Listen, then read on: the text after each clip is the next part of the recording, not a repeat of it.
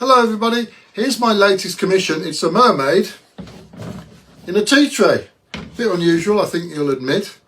I did point out that were we to just put it on a piece of wood, frame it, it would be a work of art, but my client stuck to her guns, and I'm really respectful of it, that she wanted it in a tea tray. So here we have it.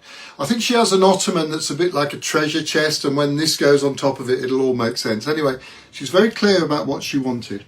The most striking thing about it is the tail, I think, made of my botanical marini, arranged in the shape of the tail. I think that works really well.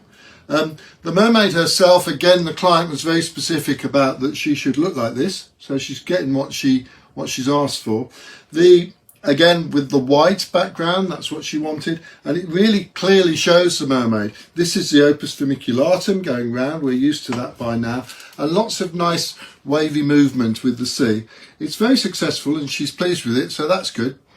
And I think the verse that I've written to accompany it explains it all better than I have just done myself. So here we go. It's called Mermaid in a Tray.